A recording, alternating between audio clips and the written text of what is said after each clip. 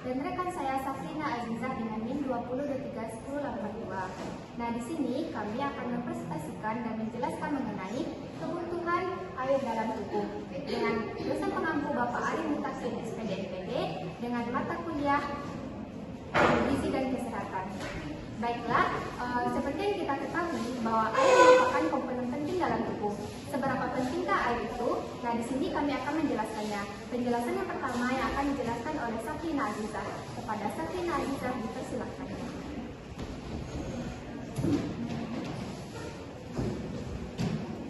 Kali ini kami akan membahas kebutuhan air dalam tubuh yang terdiri dari 6 poin. Yang pertama yaitu kami akan membahas pengertian air, fungsi dan peran air, sumber air bersih, peraturan tentang air bersih, kebutuhan air, dan kualitas air.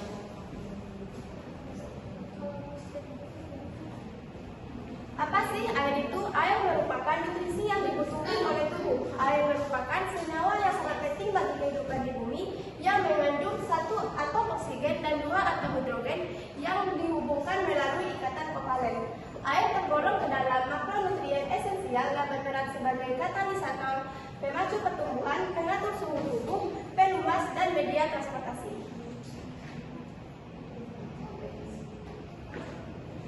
Selanjutnya, apa sih fungsi dan peran air bagi kehidupan manusia? Yang pertama, air berperan dalam keperluan rumah tangga seperti memasak, mandi, mencuci, dan lain sebagainya. Yang kedua yaitu keperluan umum seperti untuk membersihkan jalan dan pasar dan lain sebagainya. Ketiga yaitu ada keperluan industri seperti untuk kebutuhan pabrik, bangunan, pembangkit tenaga listrik, dan lainnya. Yang keempat untuk keperluan perdagangan seperti hotel dan restoran.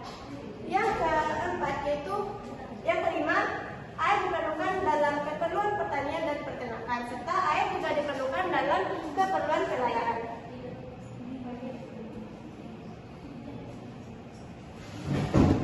Ada beberapa sumber air bersih. Yang pertama yaitu air hujan. Air hujan ini memiliki kualitas yang lunak karena tidak mengandung larutan garam dan zat-zat mineral lainnya. Kedua yaitu air permukaan, yaitu air yang bersumber dari air waduk, air sungai, mata air, dan air danau.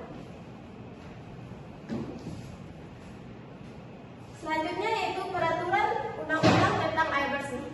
Menurut Menteri Kesehatan Republik Indonesia Nomor 17 Menteri Kesehatan per 7/1977, air memenuhi kuantitas dan kualitas sebagai berikut. Yang pertama yaitu aman dan higienis, yang kedua baik dan layak untuk diminum, yang ketiga tersedia dalam jumlah yang banyak dan harga yang terjangkau oleh masyarakat. Sekian materi dari saya, selanjutnya saya serahkan kepada moderator. Baiklah, di sini saya akan melanjutkan penjelasan mengenai kebutuhan air dalam tubuh. Seperti yang kita ketahui, kebutuhan air dalam tubuh seseorang itu berbeda-beda. Nah, semakin tinggi taraf hidup seseorang, maka semakin tinggi pula air yang dibutuhkan seseorang tersebut.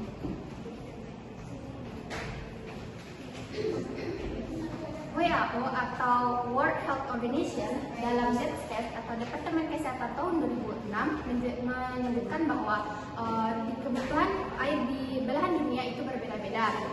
Pada negara maju dibutuhkan satu orang itu ada 500 liter perharinya, sedangkan di Indonesia pada kota dibutuhkan 4 liter per orang perharinya, dan di desa ada 60 liter per orang dan perharinya.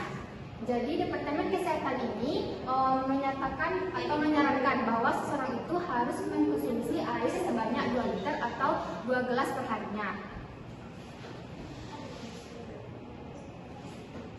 Nah, kebutuhan air dalam tubuh seseorang itu bergantung juga pada berat badan.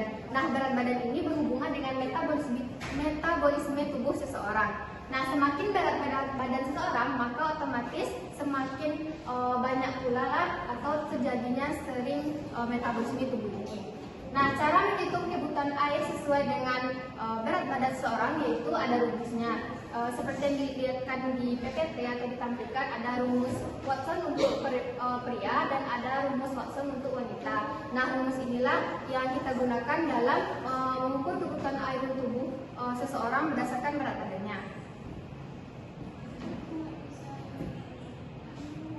Nah, di sini kami mengangkat sebuah kasus bahwa dari penelitian TRIS menyatakan bahwa Indonesia memiliki tingkat dehidrasi yang cukup tinggi pada usia remaja sekitar 15 sampai 18 tahun dan dewasa sekitar usia 25 sampai 55 tahun.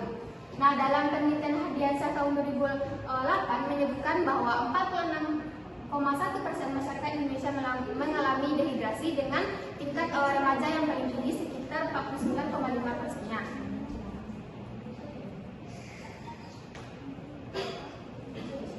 Nah, inilah poster yang berkaitan dengan materi kami, yaitu kebutuhan air dalam tubuh dengan slogan Cegah dehidrasi dengan perbanyak minum air putih. Untuk menghindari dehidrasi, kita harus memenuhi kebutuhan air putih setiap harinya. Setiap orang memiliki kebutuhan air yang berbeda-beda, seperti pada poster.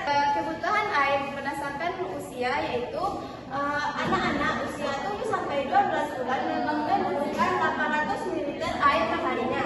Kemudian usia 1 sampai 3 tahun membutuhkan 1,3 liter air per harinya.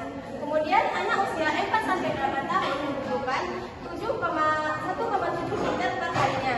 Kemudian anak usia 9 sampai 13 tahun membutuhkan 2,1 sampai 2,4 liter per harinya. Kemudian anak usia lebih dari 14 tahun membutuhkan 2,3 sampai 3,3 liter per harinya. Sedangkan pada orang dewasa, untuk wanita membutuhkan 2,7 liter per hari dan untuk pria membutuhkan 3,7 liter per harinya. Nah, kapan seseorang membutuhkan air yang lebih banyak? Yaitu yang pertama pada saat berolahraga, yang kedua pada saat cuaca panas, dan yang ketiga ketika mengalami demam atau sakit, dan yang keempat yaitu wanita hamil yang sedang menyusui. Gejala-gejala seseorang kekurangan air atau tubuhnya tidak terhidrasi dengan baik, yang pertama yaitu merasa pusing, sakit kepala, mulut, bibir, dan mata yang kering, jarang buang air kecil, kurang energi, dan sering kelelahan. Nah, bagaimana caranya tips untuk memenuhi kebutuhan air seseorang? Yang pertama yaitu sediakan gelas atau botol yang berisi air ketika beraktivitas. Nah, yang kedua, cobalah membiasakan minum setelah mengkonsumsi makanan. Dan yang ketiga yaitu menambahkan rasa pada air yang dibawa tersebut. Sekian penjelasan materi dari kelompok kami. Mohon maaf jika ada kesalahan dalam penyampaian materi. Akhir kata, wassalamualaikum warahmatullahi wabarakatuh.